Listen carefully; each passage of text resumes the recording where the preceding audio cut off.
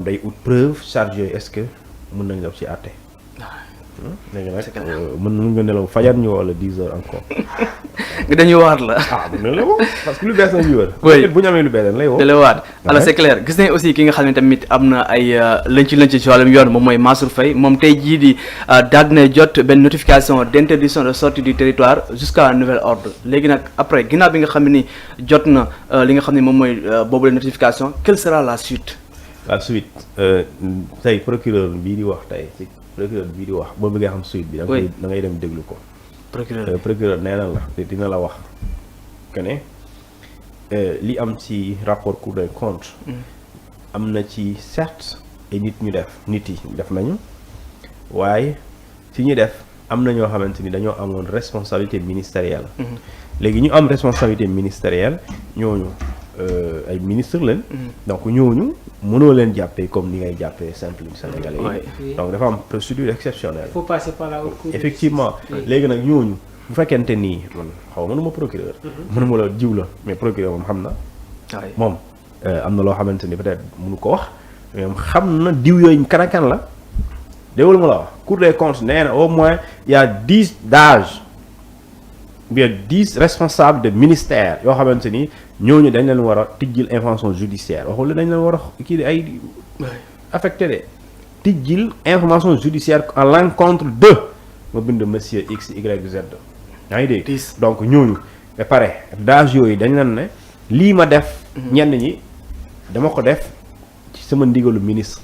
waaw ok ndigal kay mooy kon ministre bi moom dina ñëw expliquer lu tax mu def loolu. kon danger yi duñ bàyyi ñu leen di yóbbu ci. lu tax mu lay kii. yow maa la sant nga def. oui li nga def ñu ne baaxul. lay wax wamee fu la cuun moo ko sant. bien sûr. su dee mënoo laal cuun. oui da ngay ut moyen boobu mën a woowee cuun mu wax ne cuun Mamour nee na yaa ko sant lii. te yow xam nga ne léegi loolu yoon da ko tere. yow lu tax nga def loolu. peut-être man dinaa wax su ma waxee peut-être lu mën na seetal Mamour mais su ma Mansour su noppee Mamour bu noppee dañ koy dugal ci biir ñu xam ne kon yow yaa ko tey. très bien kii avant muy avancer foofu noonu. ça j'ai posé la question sur le cas de Mansour Faye qui a contesté la décision administrative concernant son interdiction de sortie du territoire sénégalais. léegi nag man xam nga toogoon naa fi ne ànduma. li ma àndul rek mooy. notification sëñ bi dafa war a am. quand on prive un citoyen un droit. on doit le lui notifier ça c'est impératif c'est pas vraiment un débat léegi nag dès l'instant que la notification est faite pour man loolu c'est pas il y a plus de sujet à débattre. dans un texte publié tantôt léegi-léegi ci réseaux sociaux yi nee na moom amul benn rapport des corps de contrôle de l'État bu demander l'ouverture d'une information judiciaire sur mon humble personne moom nee na amul benn rapport bu demander une information judiciaire donc moom jàpp na acharnement la ak li nga xam ne nii moom mooy salfaañe ses droits. mais kii Abdou kii. Abdourahmane oui. notification tubaab la. waaw. mooy ñu xamal la. voilà. oui. voilà mooy notification. waaw. kayit bi xamal lañ ko mënul génn léegi. kayit boobu di notification arrêté portant interdiction et cetera il y a un pourquoi. waaw c'est pourquoi c'est quoi c'est une enquête qui est en cours ça vraiment c'est pas un débat léegi cette enquête en cours reste à voir est-ce que mën na ko incriminer mën na ko inculper loolu beneen débat la dama ne la conférence de presse des procureurs n'est pas anodine elle est avec beaucoup d'importance et les jours à venir mooy de 10 jours tu vas voir. Donc est-ce que tey jii amul une anticipation d'un discours politique de la part de Mansour Faye? Mais depuis longtemps. Bataille de l'opinion là. J'avais dit. Oui. Première fois ba mu demee woon aéroport ñu tere ko. Au lieu mu dem ci yoon daa def communication loolu buñ ko teree loolu ñu informer Sénégalais yi loolu vraiment aucun problème. Oui. Mais dès l'instant nga wër di ci bind rek xam nga yoon bi ngay jaar. yoon dañ la ne suñ la tooñee. demal ci yoon. waaw yoon wax ju bëri mais demul yoon daa def communication pendant ay jours mu demaat. indi huissier oui. ñu constaté xam nga mu ngi ci yoon foofu mu ngi ci yoon d'abord. waaw mu constaté naa ko ñu tere ko. kooku constaté mu defaat communication politique au lieu mu dem foofu dafa toog xam nga 1 jour xam nga 2 jours mu soog a dem cour suprême. bi nga demee cour suprême maanaam fi nga commencé woon yëpp li nga commencé woon. loolu li nga mujjee def. li nga mujjee nga recommencé nga dem cour suprême farul la kenn moom nit ku nekk ci dëgg la faral. te jamono jooju moo nekkoon ci dëgg mooy dañ la war a notifier wuñ la Cour suprême ne léegi d'accord atténuant la ak état ñoom ñoo la tooñ léegi ñoom lu ma leen di sant mooy demal toog nañ la notifier lu tax d'accord dañ la ko notifier bañ bi d'accord bef wala ñu bàyyi la nga dem léegi ñu notifier ko bañ bi léegi la mooy débat bi c'est quoi le problème.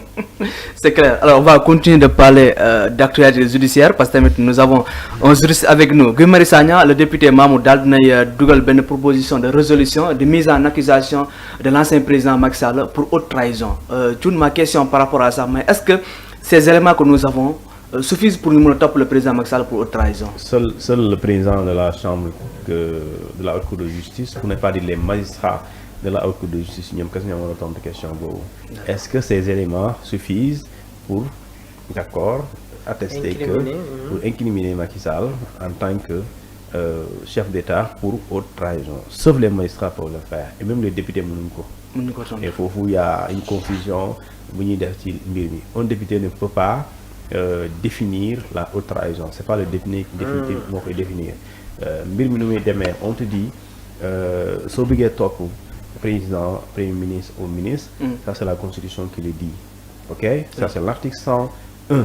Dafay tegal ay conditions yu bëri yu dul jeex. Mooy la condition bu njëkk bi mooy il faut député yéen balaa ngeen ciy wax sax il faut député proposer lu ñu tuddee une proposition de résolution de mise en accusation. D'accord. Point. ñu ne si demee assemblée nationale am na condition. Constitution mooy wax de. Oui. Nee na c'est 99 députés au moins, c'est-à-dire 3/5 du nombre de députés. Donc 99 députés, 3/5 c'est 99, donc 3/5 de 165. Oui. Donc il faut nga condition, il faut nga am 99 députés yu ci d'accord. Léegi députés yooyu lu ñuy def noonu loolu la ñu tuddee le vote de la résolution. D'accord. Oui. Nga voté résolution soo ko voté loolu da ngay génne résolution ça devient da ngay génne vote ça devient une résolution de mise en accusation loolu assemblée moo koy soo paree nga jël résolution de mise en accusation nga jox ko le président de la haute cour de justice et le président de la commission d'instruction de la haute cour de justice et ñoom dañuy dajaloo suñu dajaloo ba pare dañuy def lu ñu tuddee ñu voté ñoom tamit ci lu ñu tuddee la mise en accusation xam nga dañuy indi résolution léegi ñoom ñooy voté la mise en accusation article 18 de la loi portant haute cour de justice daf ne les membres de l'Assemblée nationale faisant partie de la haute cour de justice ne prennent part ni au débat ni au vote de la mise en accusation duñ ko fekkee déedéet kon bu dee duñ ko fekkee kon du ñoom ñanaan jëf ji haute trahison la donc kii wax jëf ji mën na doon haute trahison kenn la juge magistrat plutôt magistrat yi ñoo ko mën def magistrat yi moom rek ñoo am prérogative amul keneen. D'accord. Résolution bi proposition bi ça c'est pour les politiques. Volonté bi c'est pour les politiques mais définition bi c'est pour les magistrats moo tax ñu ne la haute cour de justice dafa am ñaari aspect un aspect politique un aspect judiciaire li tax am aspect politique mooy am bëgg-bëgg bi mais soo ko amee kii xool bëgg-bëgg boobu ba koy sottil c'est le magistrat et à la tête de cette juridiction il y a un magistrat bu kawe bokk nañu gën a kawe c'est le premier président de la Cour suprême du Sénégal moom mooy ñëw nekk président de la haute cour de justice et avec un président de commission d'instruction avec également ay d'autres magistrats yoo xamante ne ñoom ñooy atte bu dee atte am na léegi balaa ngay wax atte nag il faut ñu taxaw ci fay parce que fay dañu ne soo ñu bëggee ñu addu ci mise en accusation bi da ngay wax ki ngay tuumaal bind turam nga bind santam ak fonction ba pare nga def lu ñu tuddee nga énoncer sommairement les faits maanaam nga expliquer sommairement les faits da ngay toppee haute cour de da nga ko bëgg a juger alors wax ñu lu tax léegi expliquer ñu li nga ko bëgg a toppee mooy lan ak lan moo tax ñu war ko comprendre selon yow ni ñu ko comprendre léegi su dee ñoom jàpp nañ ne li Guy Marius Sagna bind d'accord ça les convainc effectivement ils votent su dee jàpp nañ ne convaincre leen bah ils rejettent c'est aussi simple que ça. Thioune aussi est-ce que tamit si suñu loi parce que bu ñu nee vol dinañu ne lii nii ak lii moom lañu tuddee vol viol la même chose mais tamit est-ce que jotul aussi ñu mën a définir clairement la mooy haute trahison ba prochaine fois lii ni mel ni duñ ci mën a am. waaw loolu mooy dëgg aussi mais xam nga rek comme ñun c'est comme xale bu góor bi am soxna. te bi ngay takk soxna amagoo dajalewu lu bëri mais da nga am tuuti matelas rek. après soxna si aussi bëgg na la. ngeen commencé di jóg di daanu. kon soo amee xaalis ndànk li ngay njëkk a def da ngay ut matelas lal bu baax. nga am lal bu baax nga ut ay frigo ak i kër gi. ñun Sénégal aussi dañ ci toll dañoo nekk réew boo xamante ni suñu texte yi d'accord am na lu ci dox waaye am na lu ñu ci war a changer tey première dame du Sénégal amul statut waaw te pourtant chaque jour ñu ne première dame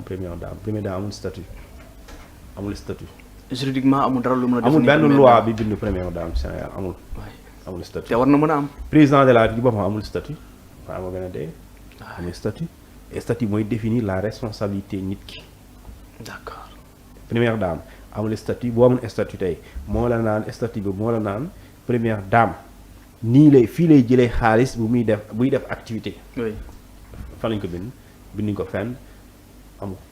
te pourtant mu ngi def ay activité léegi nag loolu dañ ko war a defar ñu xam première dame su demee bay def dara fan lay jëlee xaalis loi moo koy bind. d'accord président aussi dafa war a am statut ñu xam concrètement lan mooy responsabilité présidentielle ñu bind ko noir sur blanc.